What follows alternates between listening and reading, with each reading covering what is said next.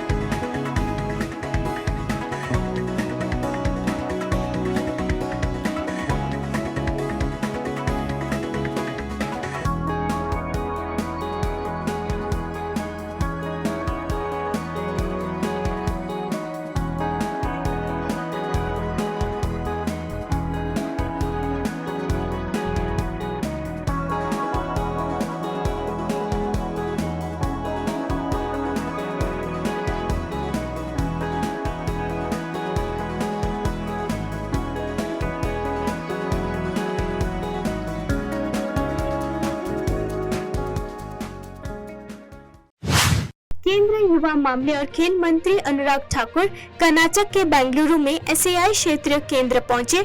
अनुराग ठाकुर ने एथलीट्स, सहयोगी staff, coach आदि से बातचीत की और उनकी शिकायतों का समाधान करने का आश्वासन दिया। इसके साथ ही उन्होंने बताया कि इस एसएआई रीजनल सेंटर से खिलाड़ियों को कितना फायदा मिल रहा है। भारतीय खेल प्राधिकरण ने देश के विभिन्न हिस्सों में 10 क्षेत्रीय केंद्र और 2 संस्थागत इकाइयां स्थापित की है। इन केंद्रों का कार्य एसएआई और भारत सरकार की खेल प्रचार योजनाओं को लागू करना और निगरानी करना है। Government of India's facility of SAI National Center of Excellence at Bangalore has become a hub for training, rehab for the players, and I think the facility has come up well in the last few years. The rehab to the sports science facilities are helping players a lot. Sports science plays a very important role in the performance of the player, and here we see how they are gaining out of it. On the other hand, if you look at the Khelo India tournaments, after the Khelo India Youth Games, the players who have been selected in the field of hockey, they have come here for the assessment camp. The assessment is going on. They feel motivated that after a big tournament like Khelo India, which is as per the international standards, is helping a lot of players from the grassroots level to come up, and they will be selected for the junior camp, part of the National Center of Excellence.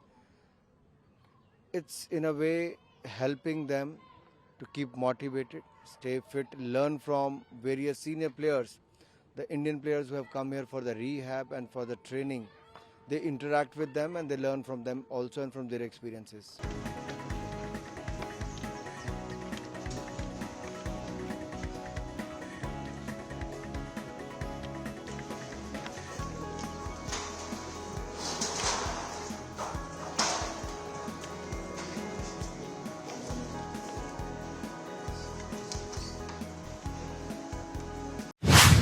Chhattisgarh के मुख्यमंत्री श्री विष्णुदेव साई ने आज नई दिल्ली में उपराष्ट्रपति निवास पर उपराष्ट्रपति श्री जगदीप धनखड़ से सौजन्य मुलाकात की। इस दौरान राज्य के उप मुख्यमंत्री श्री अरुण साव और श्री विजय शर्मा भी थे। इस दौरान मुख्यमंत्री साई ने उपराष्ट्रपति धनखड़ से छत्तीसगढ़ की योजनाओं के साथ कई अन्य मुद्दों पर चर्चा की। बताया जा रहा है कि कैबिनेट विस्तार के बाद विभागों का बंटवारा किया जाना है। संगठन महामंत्री पहले से ही दिल्ली में है। बता दें कि मंत्रिमंडल विस्तार के बाद विष्णुदेव साई, उप मुख्यमंत्री अरुण साव और विजय शर्मा शुक्रवार को दिल्ली रवाना हो गए थे।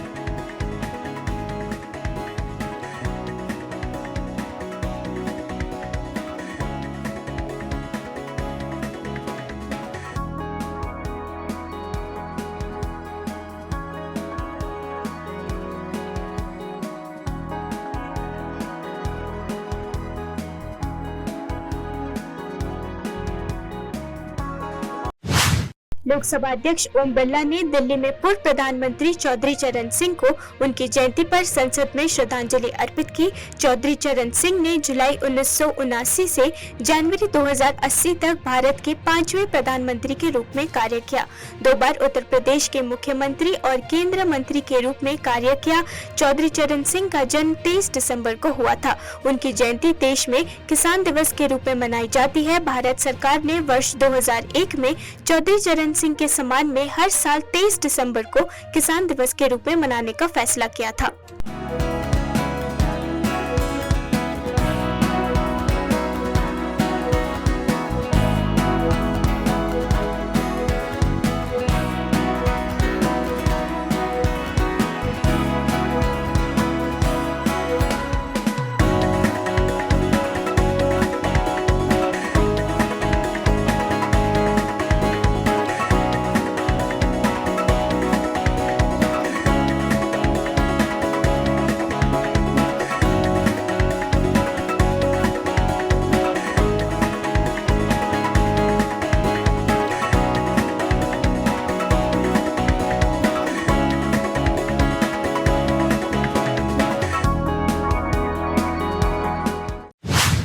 कर्नाटक में हिजाब विवाद पर केंद्रीय मंत्री गिरिराज सिंह का बड़ा बयान सामने आया है। उन्होंने कहा है कि ये सिर्फ हिजाब पर से प्रतिबंध हटाना नहीं है, बल्कि राज्य में शरिया कानून की स्थापना करना है।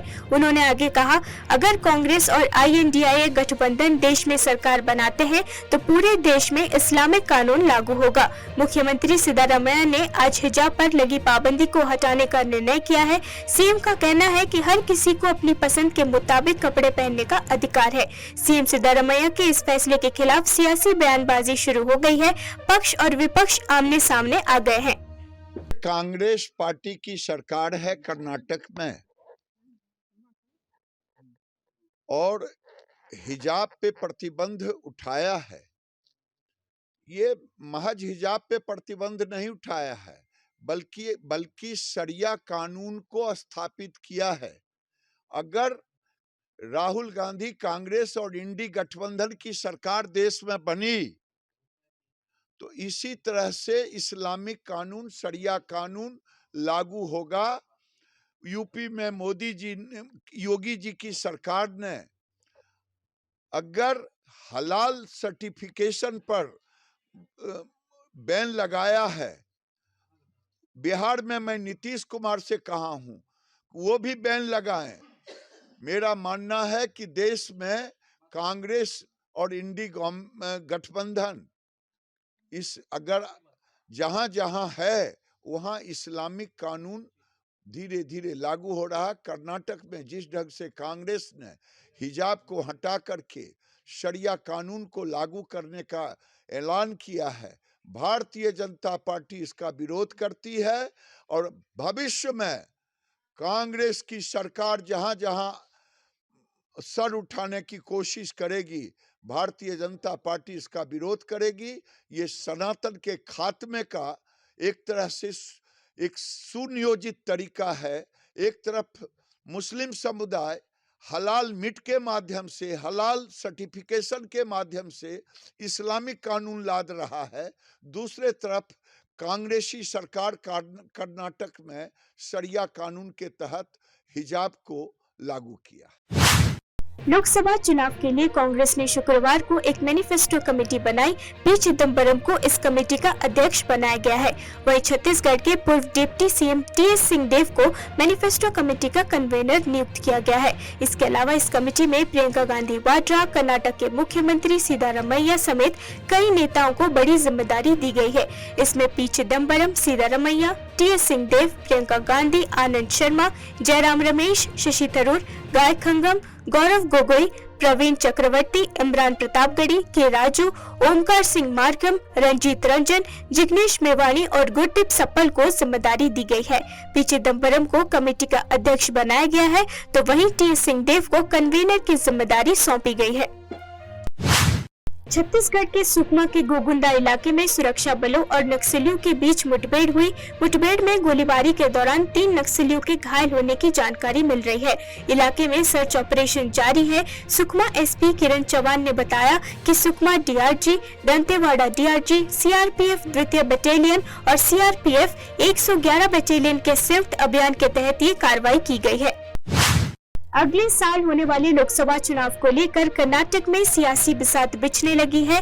कर्नाटक के पूर्व मुख्यमंत्री और जनता दल सेक्युलर नेता एचडी कुमारस्वामी और पार्टी के अध्यक्ष एचडी देवेगौड़ा ने रक्षा मंत्री राजनाथ सिंह से मुलाकात की। इससे एक दिन पहले दोनों ने प्रधानमंत्री नरेंद्र मोदी के साथ भी बैठक की थी। शुक्रवार को हुई बैठक के बाद कुमारस्वामी ने राज्य के विकास के लिए केंद्र सरकार के समर्थन के आश्वासन के लिए सिंह को धन्यवाद दिया। इस साल मई में राज्य विधानसभा चुनावों में कांग्रेस की जीत के बाद बीजेपी और जेडीएस ने कर्नाटक में गठबंधन की घोषणा 2 महीने पहले की थी। अब दोनों ही दल 2024 के चुनावों के लिए 28 लोकसभा सीटों के बंटवारे पर लगे हुए हैं। ये मीटिंग उससे जुड़ी हुई बताई जा रही है। इस मीटिंग में कुमारस्वामी के भाई एचडी रेवन्ना और भतीजे प्रज्वल रेवन्ना भी मौजूद थे। आईपीएल 2024 से पहले मुंबई इंडियंस के लिए बुरी खबर सामने आई है। मुंबई के कैप्टन हार्दिक पांड्या आईपीएल 2024 से बाहर हो सकते हैं। इसमें मुंबई इंडियंस के फैंस में खलबली मच गई है। अगर पांड्या आईपीएल से बाहर होते हैं तो इससे मुंबई की चाल उसी पर भारी पड़ जाएगी। मुंबई इंडियंस बहुत मुश्किल से हार्दिक पांड्या को कैप्टन बना पाई है। मुंबई ने पहले तो हार्दिक को गुजरात टाइटंस से ट्रेड किया। इसके लिए अपने सबसे बेहतरीन खिलाड़ी में से एक कैमरून ग्रीन को बाहर किया। फिर बाद में मुंबई ने रोहित शर्मा से कप्तानी लेकर हार्दिक पांड्या को सौंप दिया। लेकिन अब बीसीसीआई सूत्रों का कहना है कि हार्दिक पांड्या आईपीएल टूर्नामेंट से बाहर हो सकते हैं। दिल्ली में अरविंद केजरीवाल सरकार की एक बार फिर से मुश्किलें बढ़ने वाली हैं। उपराज्यपाल ने मुख्य सचिव नरेश कुमार को चिट्ठी लिखी है। दिल्ली सरकार के हॉस्पिटल्स में नकली दवाओं की सतर्कता रिपोर्ट पर सीबीआई जांच के आदेश दिए हैं। वहीं दूसरी तरफ दिल्ली सरकार पर कथित शराब घोटाला मामले के आरोप लगे थे, जिसमें जांच चल रही है। वहीं अभी भाजपा दिल्ली सरकार पर जल बोर्ड में घोटाले के भी आरोप लगा रही है। बीते दिनों भाजपा के राष्ट्रीय प्रवक्ता गौरव भाटिया ने प्रेस वार्ता के दौरान एक और बड़े घोटाले का दावा किया था, जिसमें उन्होंने कहा था कि भ्रष्टाचार केजरीवाल की गारंटी है। जल बोर्ड में घोटाला किया जा रहा है, ठेके का पैसा बढ़ेगा तो लूट तो मचेगी।